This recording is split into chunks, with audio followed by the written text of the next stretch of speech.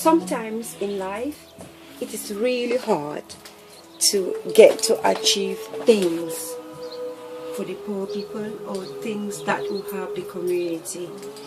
And for some reason I was born the way I was, the way I am, and I don't know why I am the way I am, but I accept it. And sometimes people look at me and they think she's a very unusual woman, and I kind of come to realize that it is because I've known what suffering is. I've been there before, coming from a background where my mom and dad had not that much to look after us, and it was at some point like a broken home with mom having to deal with a lot of things.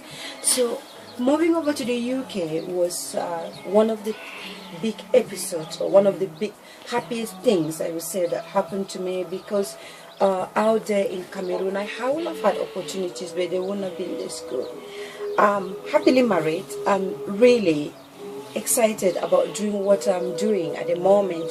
But one thing I learned recently was how to get out of your comfort zone to do the things that others don't want to do, or things that aren't really comfortable for you. A couple of months ago, I saw the need for a public library in Kikaikelaki, which is my marital home. Cameroon is my home. Kikai is one of the villages in Cameroon. And growing up in Cameroon, we've never had, growing up as from a child, my childhood, I studied there, grew up there, but we never had access to a public library where the education system is different.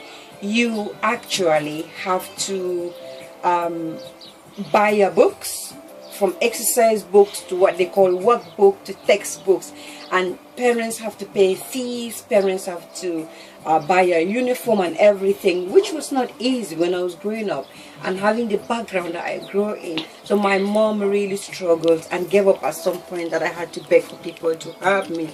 Now, within the UK setting, last year I realized that books were going to recycle.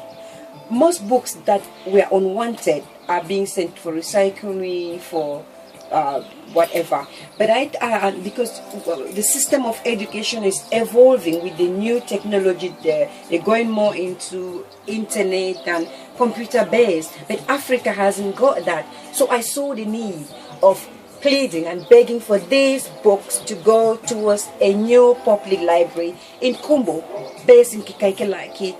And I choose Kikaikelaki. Why? Because I know that the people of this particular environment are ever so organized and coordinated when it comes to looking after things they've got. They have a credit union and they've looked after that. Everything started there, so they happen to be the way they are. So I wanted to use Kikaikelaki to have this library so that the many schools in Kumbo can benefit from that. Students can go borrow books and read, and a wide range of books is being supplied now, from primary to secondary, school of nursing, universities, accounting, whatever. Everything is in this. So I launched an appeal for this library, and when I started, I did not know exactly how this was going to work. I did not know how I was going to go about this, but I knew I had a heart to get this book library for Kikaikelaki in Cameroon. So I sent out an appeal for books and had donations. People started dropping books. I started going to car boat sales. I started going to jumbo sales. And what was impressive was when I actually went to a jumbo sales and I said to the lady selling books that I was buying books to start a library in Kikaikelaki in Cameroon, where they haven't got a public library. She just gave me the books.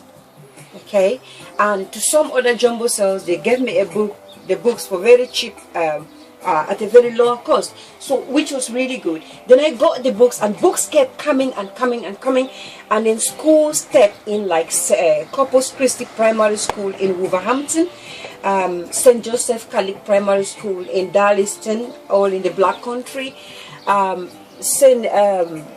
Peter School in Newcastle. And they just gave books, and friends were coming, like a friend drove from London God bless her, very nafty, drove from London with a box of books to deliver for me. So they saw the need, they understand the need for this library. And at the end of the day, books were coming, friends were contributing. Heartlands Hospital were closing their library, but they couldn't release all the books, but they gave me a good number of books as well. My business consultant gave me books, because her dad was getting rid of books. So I have got books. I got books, and it's good news to go to Kikaikelaki library. Now the question was, these books were there, all well nicely packed in boxes and labeled, ready to go. All these boxes here everywhere. In my hallway here, there are books. I've used my own energy and time to put them nicely. There are books in my kitchen. Boxes are all over the place. There are books next to my dining table.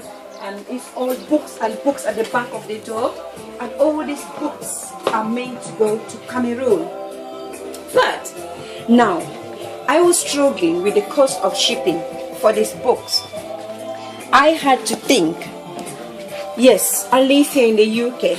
When I get the books, what happened? How can I get the books to Kumbo? Well, I started researching on a container. It came up that for me to get the books